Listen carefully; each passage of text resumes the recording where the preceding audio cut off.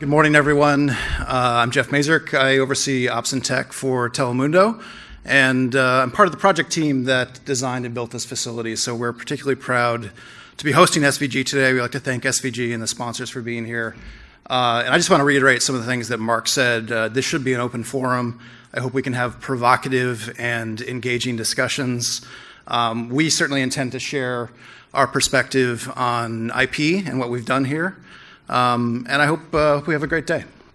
So I'm going to start by giving you a little background on the facility that you're in right now. So it's relatively new. We're on the air just over a year now. We started construction in 2016. We moved in 102 weeks later, so just under 2 years. And about 4 months after that, we kind of got to substantial completion on the technical integration, which was a pretty big lift. But it's a big facility, about 500,000 square feet in this main building that we're in now. 2/3 of that is production space, production support. With 13 studios, 5 control rooms. We did build spaces for 7 control rooms. We held off on the tech build of 2 of those as a hedge on future tech, which we'll get into a little bit later. And I think one of the most interesting things about Telemundo and what we have here and what we do under this one roof is the diversity in the types of production that we do. So we literally do everything from fairly high-end cinema-style 4K HDR production of scripted drama all the way through direct-to-digital, very lightweight, lean and mean production with everything in between. And especially in between is sports. Sports has been a big emphasis for Telemundo since we acquired the World Cup rights. Our first Men's World Cup was in 2018, about a month after we moved into this facility and went on air. And then we just had our Summer of Soccer, the Women's World Cup and Copa America from Brazil a couple months ago. So it's been a busy year for us, but it's been a year of learning and I think proving the facility. And one of the things, because we're here about IP, this is one of the first large-scale SMPTE 2110 builds. It may be, and the vendors can confirm this, still the largest 2110 facility in the world, which has been a good learning experience for us. And our engineers and some of the people who are involved in the technical side of the project are going to speak more of that in upcoming sessions.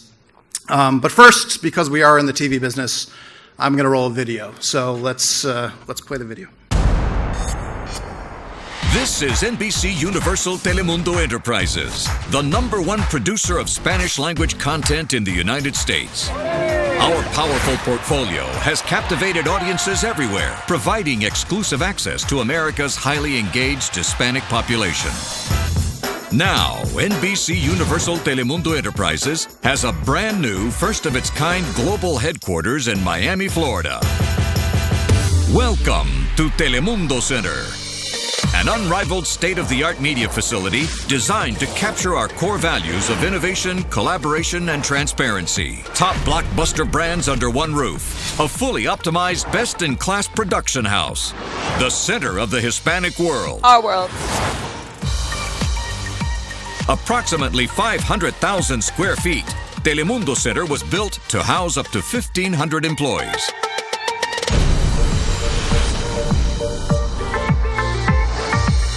Designed for the workplace of the future, the building is organized by top Hispanic countries of origin, creating a setup that's unique to our global culture. And with over $250 million invested, the space includes open and mobile workspaces and the most cutting-edge technology made to support world-class production. Telemundo Center's impact goes beyond media, creating unique opportunities. From thousands of jobs, to community, to education. Our in-house learning institution, Telemundo Academy, partners with schools and colleges to develop the next generation of leaders.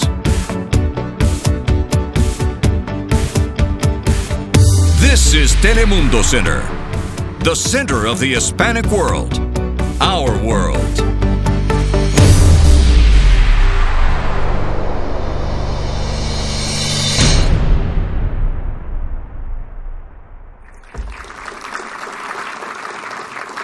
So we're obviously very proud of the facility that we've built here, and I think it's pretty unique in the industry. It's certainly unique in Miami.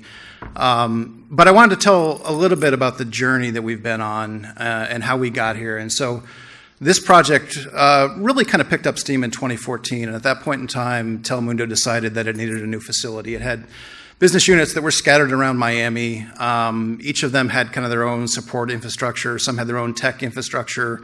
They were fairly autonomous and independent. And if any of you have ever been to our old Hialeah facilities, you know that some of those buildings were rather shabby.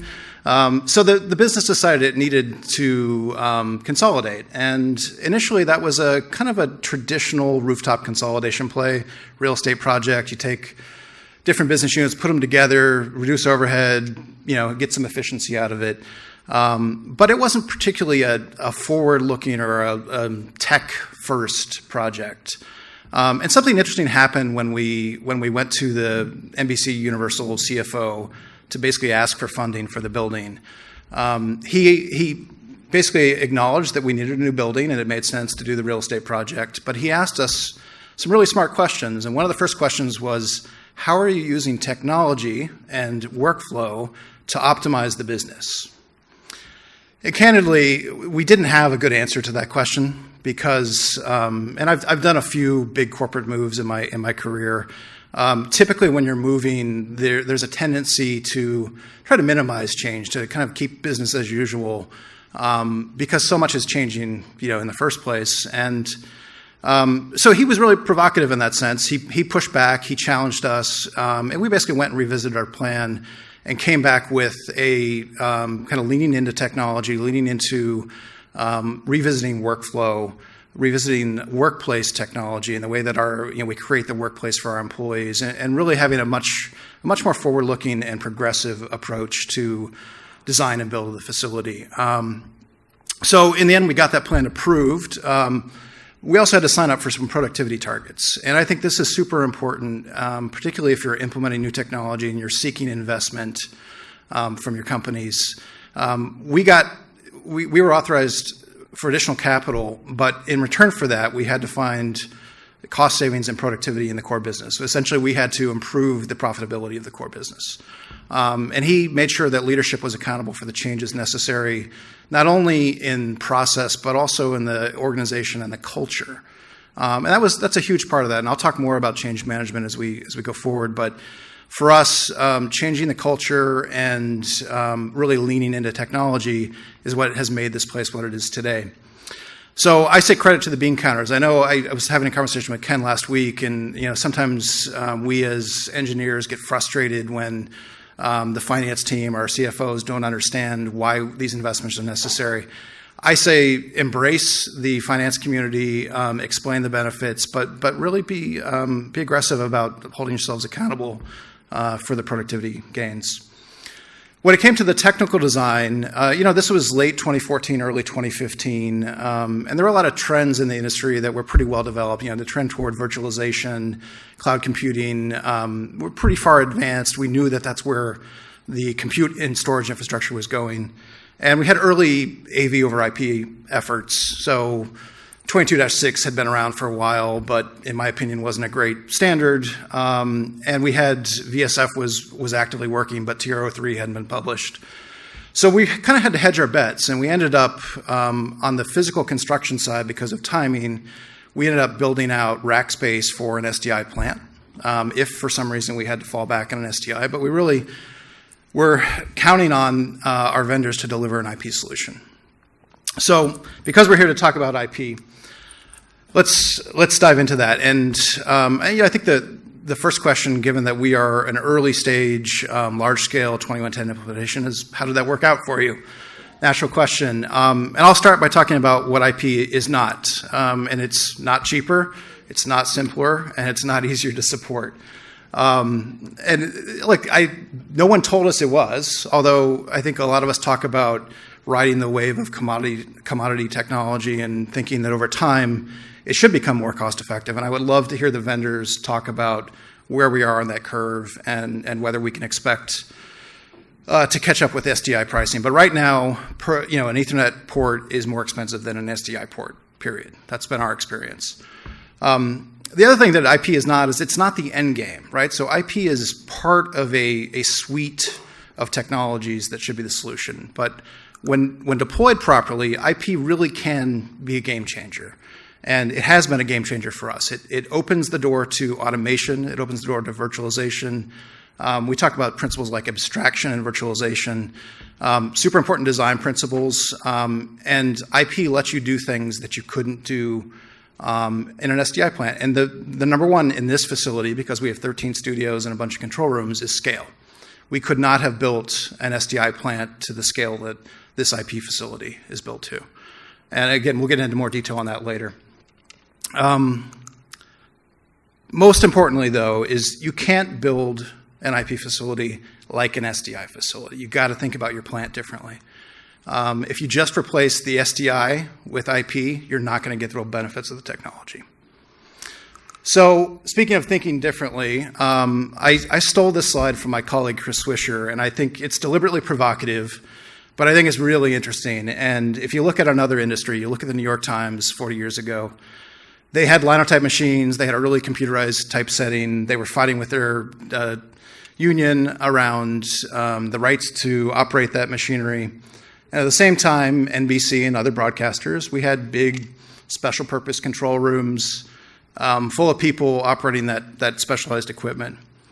Fast forward 40 years, and the New York Times is a digital-first business. They have a multi-platform, multi-screen CMS, and they have enabled their journalists to self-publish. We haven't made so much progress. We've replaced the CRTs in our control rooms with LED displays. We've got better technology, of course, but we work the same way. So this is, again, meant to be deliberately provocative. I'd love to talk about this as a group today. So reality check. We've built an IP facility. We're proud of it. It's working well, but change is hard, right? So producers, operators, old habits die hard. We still have a lot of SDI gear connected to gateways. That is the reality of what we have now. And that's going to be for some period of time. Interoperability is probably my biggest concern about where we are in IP and the fact that there are competing standards for encapsulation. Again, I know we're going to talk about that in other sessions. Even so, our facility has paid dividends, right? So we're going to talk about summer soccer here, and we're going to have some of our producers talk about what that experience was like. But what you see here is what we call the quilt. This is a snapshot of our control room schedule in the month of June. This is June 14th. And we have one control room, PCR 5, that did 6 different shows. In other words, it was turned 5 times in one day. So we did back-to-back shows in one control room from different studios. We can turn our control rooms in a couple of minutes.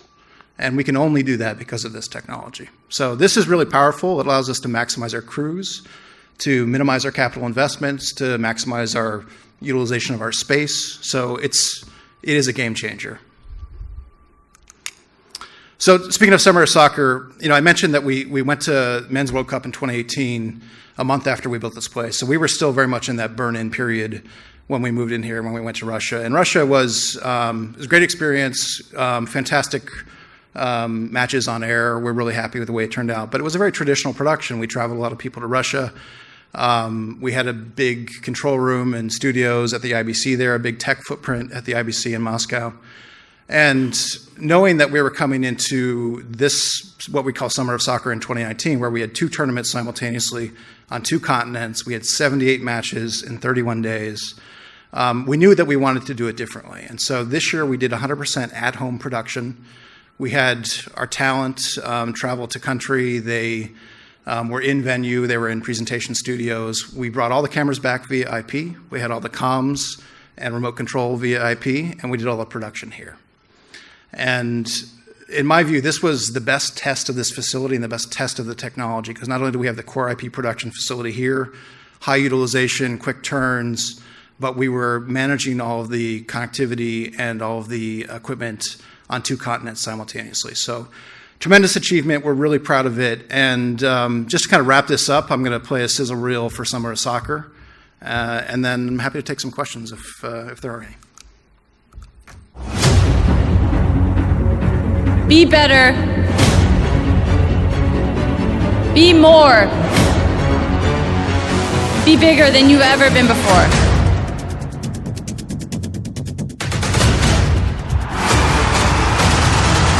The biggest, best in the world!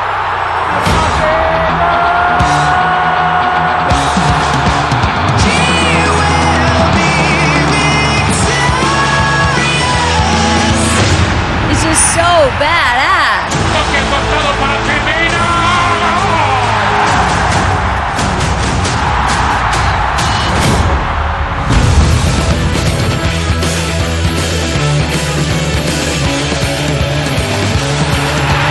Yes, we play soccer, but we're so much more than that.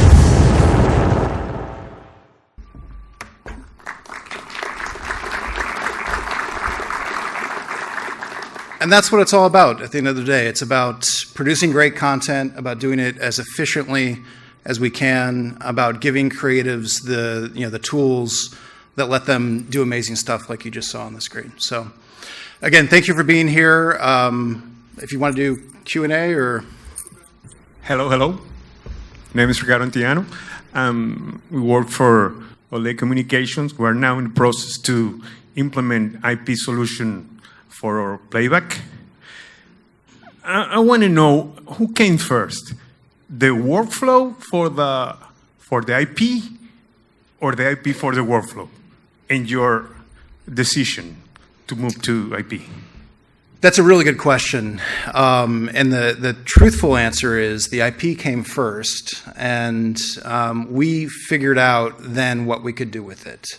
And I think if I could reiterate one lesson that we're all going to go through as we adopt new technology is that the presence of the new technology changes your assumptions about how we should work.